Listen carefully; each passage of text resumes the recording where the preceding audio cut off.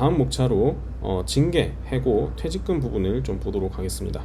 일단 근로계약이 체결되고 나서는 어떻게 보면 가장 예민하고 또 민감할 수 있는 부분이 이 영역이겠죠. 그래서 징계와 해고를 먼저 살펴보시면 39조의 징벌이라고 해서 사용자가 근로자에게 집행할 수 있는, 처분할 수 있는 징계가 그냥 명시적으로 규정이 되어 있습니다. 그래서 징계의 종류와 유형이 법에 규정되어 있다는 점, 이게 또 우리나라하고 다른 특별한 점이라고 볼 수가 있겠고요.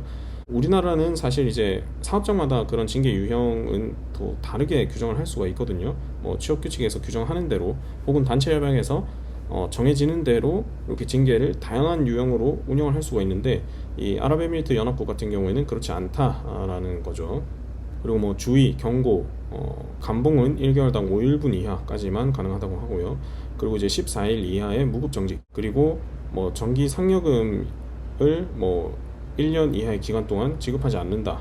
이것도 되게 액수가 크겠죠. 그래서 이런 좀 강력한 징계가 있고, 또 승진을 2년 동안 제한시키는 징계, 뭐 이런 것들이 있고요. 마지막으로 이제 해고, 가장 강력한 징계죠. 그래서 요런 이제 징계의 유형들이 그냥 법에 그냥 딱딱딱딱 정해져 있다. 요게 우리나라하고 또 크게 다른 점이다 라고 보시면 되겠고요. 그리고 40조와 41조로 넘어가시면 일시적인 직무정지라고 해서 뭔가 징계 처분을 할 때 그 사실관계에 대한 조사가 필요하겠죠. 사용자 입장에서는 뭔가 비위행위가 있으니까 징계를 했을 거고, 그러면 그 비위행위가 어느 정도의 비위행위인지를 당연히 이제 좀 객관적으로 조사를 해야 될 건데, 이제 그런 조사 진행을 위해서 근로자에게 30일 이하의 기간 동안 정직을 시킬 수 있다라는 되게 또 독특한 규정이 있습니다. 당연히 이제 우리나라에는 이런 규정은 없고요. 그래서 이 30일 동안, 한 달이죠, 무려 한 달 동안 정직을 시키면 해당 기간은 임금을 절반만 지급하는 것도 가능합니다. 물론 나중에 조사가 끝나고 나서 조사가 끝나고 났는데 위반 행위가 없었다거나 혹은 뭐 경고 수준의 어떤 경징계로 끝나는 일이었다, 그러면은 다시 정직 기간 중에 지급하지 않은 임금을 지급하도록 하고 있습니다. 그래서 이런 좀 독특한 규정이 있고요. 그리고 뭐 41조 2항의 내용은 어떤 비위행위를 한 번 했는데 하나의 잘못에 대해서 징계를 여러 번 하는 건 안 된다는 겁니다. 하나의 잘못에 대해서는 하나의 징계만 할 수 있다. 2개 이상의 징벌을 집행하지 못한다라는 것도 이렇게 명시를 하고 있고요. 그리고 42조에서는 근로계약이 종료되는 사유에 대해서도 또 규정을 하고 있습니다. 그래서 뭐 당사자 간에 서면 합의가 있으면 당연히 종료를 할 수 있고, 또 기간의 정함이 있는 근로계약이면 기간 만료가 되면 또 당연히 종료가 되겠고요.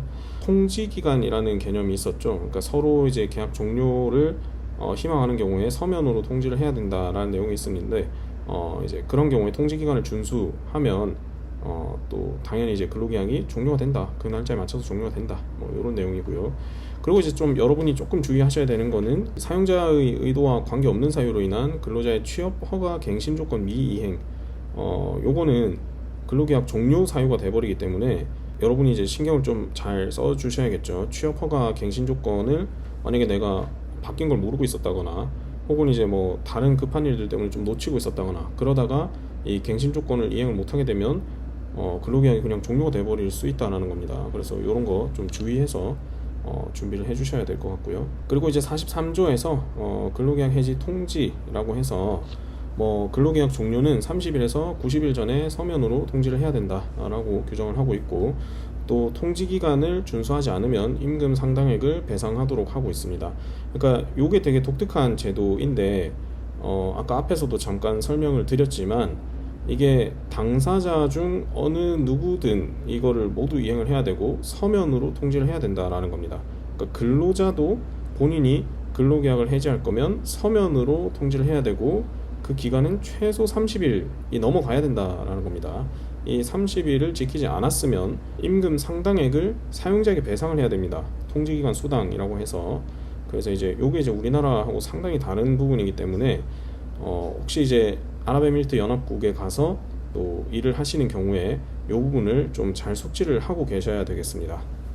그리고 44조에서는 예고 없이 근로자를 해고하는 경우에 대해서 규정을 하고 있습니다. 일단 통지기간이 불필요한 해고 사유를 명시를 해야 되고요. 해고 사유가 저 위에 있는 이런 내용들이죠. 뭐 근로자가 다른 사람의 신원을 도용하거나 위조된 증명서 또는 문서를 제출한 사실이 증명된 경우, 이런 경우에는 예고를 할 필요 없이 그냥 해고를 할 수 있다는 겁니다. 그래서 이런 사유를 서면에 당연히 명시를 좀 해줘야 되고요. 그리고 근로계약상의 의무 수행과 관련해서는 해고 경고를 2번을 해줘야 된다라는 또 독특한 규정이 있습니다. 그러니까 44조 지금 4호에 보시면 근로자의 어떤 기본적인 의무 미이행, 의무 수행을 안 했을 때 요거는 바로 해고를 할 수는 없고 2번 이상 경고를 하고 했는데도 의무 위반이 고쳐지지 않는다. 그런 경우에 이제 예고 없이 해고를 할 수 있다라는 겁니다.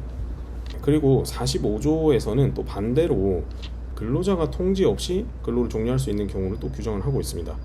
그러니까 근로자도 아까 말씀드린 것처럼 30일에서 90일 사이에 그 통지 기간을 준수를 해야 되는데 근로자 입장에서 그걸 하지 않아도 되는 경우가 있다라는 겁니다.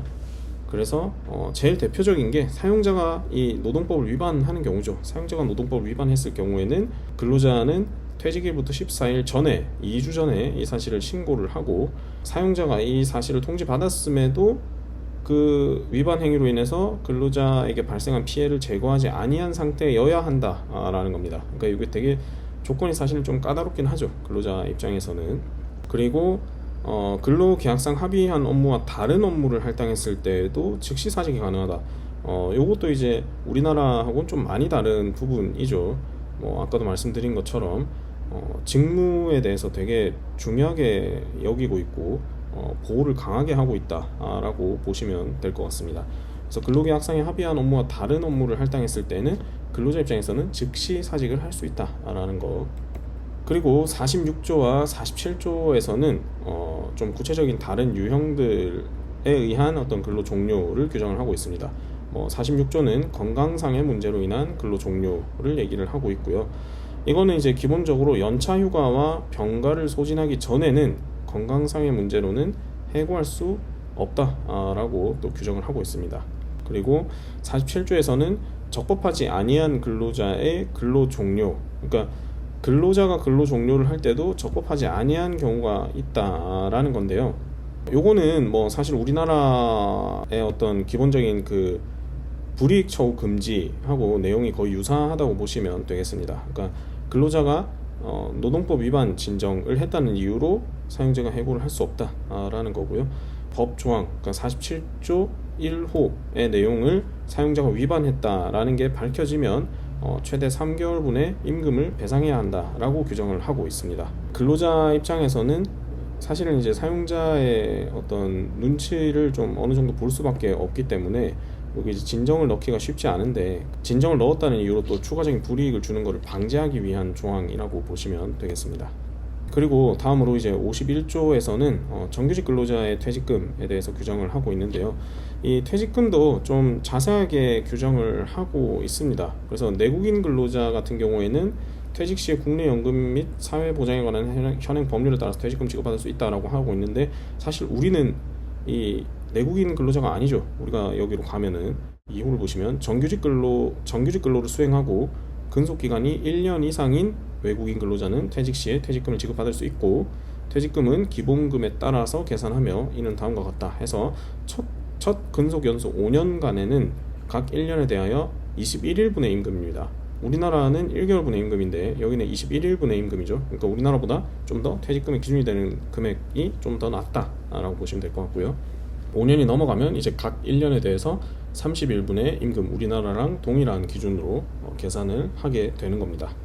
그리고 다음 내용을 또 보시면 1년 이상 근속한 외국인 근로자에 한해서 연중에 남은 기간에 대한 퇴직금을 지급받을 수 있다. 요거는 이제 1년을 채우고 나면은 그 뒤에 또 1년을 꼭 다 채우지 않아도 그 중간에 이제 일할 계산이 된다라는 의미로 이해를 하시면 될 것 같고요.